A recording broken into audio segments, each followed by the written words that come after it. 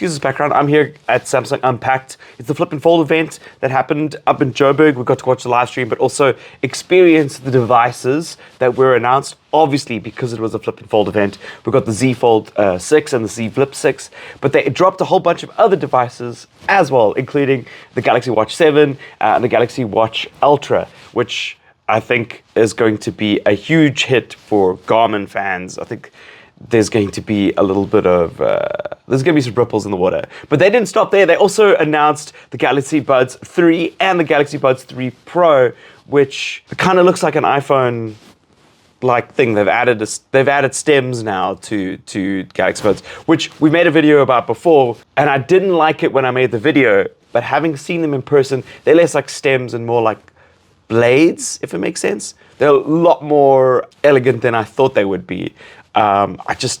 I don't like the Apple stems that are round and thick and bulky. They look old and feel old, so I was like, why are they going with that design? But now that I've seen it and handled it in person, I get it. And Galaxy Ring. But let's talk about the updates. So firstly, the Flip and the Fold have an improved screen. So they've used some video where they had like a fake lab or whatever. But basically what they've done is they have improved the glass layers on the foldable screens so that they are thinner, but they also are apparently more tougher than they previously were. So that's something that I think a lot of people have been looking forward to. I think having a lot of the layers leads to, the layers separating and warping, which sucks. And I've seen people that have had folds where the screen's literally come off and they haven't peeled it. It's not one of those ones. It starts coming off at the crease. And that's due to those layers. They wouldn't say that, of course, but minimizing those layers means that there's a lot less chance that that's going to happen. The design language from the S24 Ultra, which I'm using to shoot this video, making a more square look, has kind of worked its way into the Flip and Folds, which I really like. That clamshell look feels so much better, as it feels like a little bit of a brick, right? It's got more right angles, it feels a little bit more sturdier, a little bit more chunkier, and the same with the Fold. And because it's square on the edges, they can get more screen real estate in. So the Fold actually feels like a phone, like it's not quite there, but like if you are a fan of the Fold, because I know there are a lot of diehard fans, you're going to love this, but it feels like a regular phone. It's just a little bit smaller than like an S23, but it feels like a proper phone on the outside. And because it's so light, although it's still thicker than a real phone, it's great. And when you open it up, it opens up flatter than I've experienced with the Fold. So you do see that crease in the middle, and I know that's gonna be a huge thing for a lot of people. I get over that crease really quickly. If you look at other reviewers who have looked at these devices, one of the things that kind of like stands out, and that's common practice, is that crease kind of disappears as you use the phone. The light shines through the screen, and you're happy to have that crease if it means having that huge real estate, on-screen real estate. Not a huge man. You're not buying a mansion when you buy this phone. They mentioned on stage that the Flip has a 4,000 milliamp hour battery, which is improved, which is great. And the Fold has a 4,400 milliamp hour battery. All the rumors about having like an ultra version of the Fold where it doesn't have the pen, but it's ultra thin, no, weren't true. That's not coming out, that's hearsay. All the components have been improved on both the Flip and the Fold, but they didn't spend a lot of time speaking about the Fold. They did mention a lot about AI and how Galaxy AI and Gemini, because Google was on stage, was coming through to the Flip and Fold experience, having the ability to have dual windows and multitask and use AI at the same time. I see the productivity benefits in that. So if you're working in Gemini or you're uploading a YouTube video like this and you need help with Gemini to research some stuff or get some key tags for the video, you can do that by having a split window and then just dragging and dropping the results into another window. Very cool. But when it comes to the Flip, they actually spent a lot of time iterating a lot of how that form factor is going to really benefit the whole Galaxy AI experience. So they spoke about Interpreter, being able to put it into flex mode. Flex mode is when you fold the phone, and being able to see in text on the front of the screen, so your You can talk to your phone, kind of like battleships. I really want a game developer to come up with battleships for this for the Flip, so that we could all play battleships together. The Fold, it could be quite cool. One person sits like this, the other person sits like that. But you can talk to your phone, and they can see in text in real time what you're saying, so they can read it. So it would be great for traveling. So they emphasize that. I think it's really cool. It really makes use of that form factor.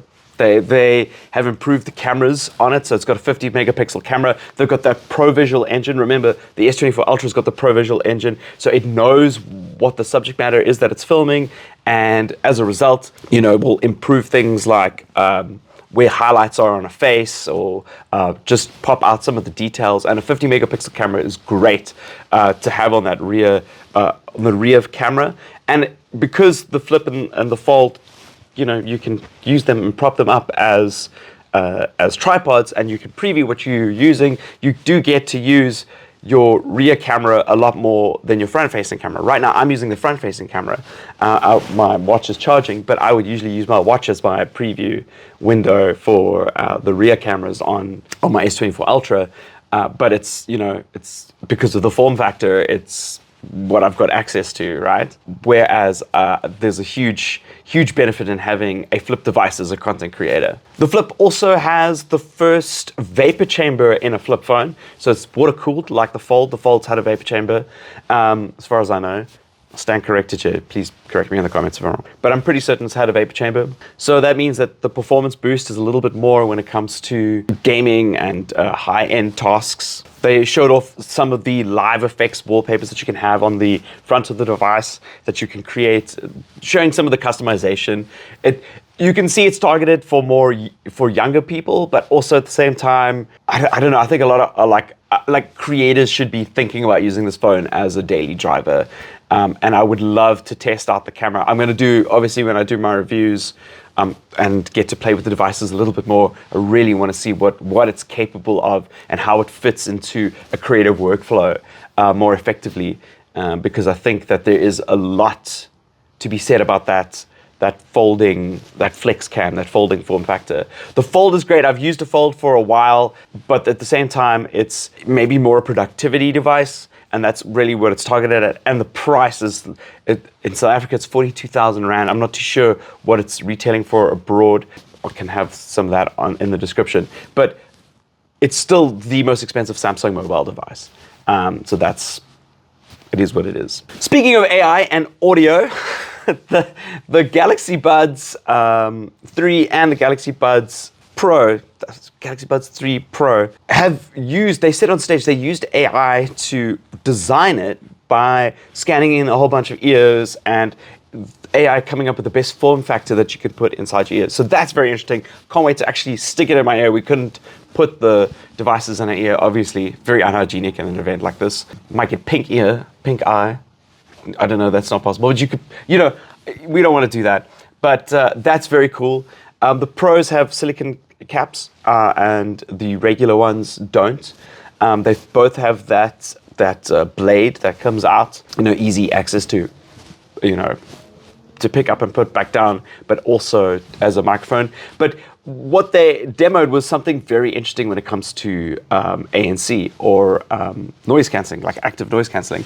It's the ability to identify what the sounds are around you. So for instance, say you're going for a run and you've got noise cancelling on, active noise cancelling. On a traditional Bose or like a Denon, I did a video on my other channel review of that, you can't hear anything. It blocks out every other sound. But ANC on the Buds Pro is doing something. I actually don't know if this is available on the Buds 3. I'm pretty certain it is. But the ANC there is identifying sounds that you might want to hear for emergency reasons. So they use the example of a siren. So you're running and you hear an ambulance. It knows that it's an ambulance, so then it will isolate that sound and redirect that back to you, which I think is genius. That is such a smart way to use AI with headphones. And then obviously, one of the things that we've spoken about is live translation through the earbuds. It's not happening locally, as far as I know. It's happening through the phone, but that's also something that is coming or is out already when this product launches. And Having interpreter in your ears, being able to live translate what's happening around you, genius. And then lastly, the watches. So there was the Watch 7 and the Watch Ultra. The Watch Ultra is everything like packed into one. It's like, it is 20,000 Rand. I don't know what the prices are abroad, but it's 20,000 Rand watch. It's if you are a hardcore enthusiast athlete and you want to be able to like take that to the next level. It looks the part, so I don't like the way it looks. I don't think I would wear this unless I was an athlete, if I was cycling or whatever. There's some really cool technology inside of it. It's got a 3-nanometer processor, and it's the first watch with Wear OS 5. So Google was on stage also, as I said, just shouting that out. It's got a precision GPS, and it's got something called FTP. It measures your FTP, which stands for your functional threshold power. Now, prior to a lot of these health devices coming out, this was very hard to get. You'd have to go through to a biokineticist or something equivalent and do quite a lot of training to find out what your FTP is. Now, with the Watch Ultra, you can find out what your FTP is within 4 minutes of cycling, is what they claim, which is a huge breakthrough for a lot of athletes. And then, of course, it's got, both of them have that bioactive sensor, so it can measure your blood oxygen levels, your heart rate, and your sleep apnea, which obviously is great. And lastly, they mentioned the Galaxy Ring. We aren't getting the Galaxy Ring in South Africa at launch, which sucks, but I was really excited for this. I might have to import it or something.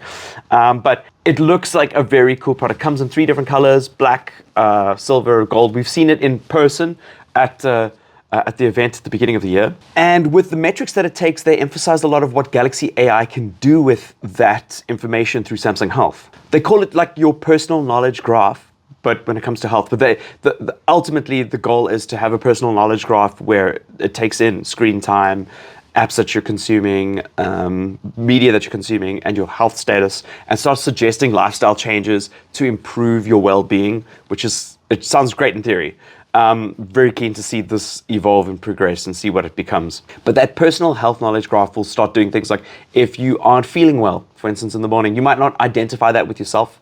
There's something called, they haven't spoken about this, but there's something called alexithymia, or which something my wife has got, where she struggles to identify that stuff within her, and having AI like this would be very beneficial for her, being able to identify, like, should I go for a run this morning, or should I go for yoga, or should I just, not do anything today because it's better for my health? And that's where Samsung Health's personal knowledge graph using the Ring is going to help. And the best part is there is no subscription. According to them, remember there was a rumor that there was going to be a subscription to Samsung Health, and I freaked out. Yeah, no, there's no subscription. So that's good. It's made of titanium and it packs in 3 different sensors. Looks like a very cool device, and I cannot wait to try it. Thank you so much for watching. I'm going to try to do as many of these reviews as possible so I can let you know what they actually are like and if you should get yourself a unit. But yeah, until then, I'll see you in another video. Cheers.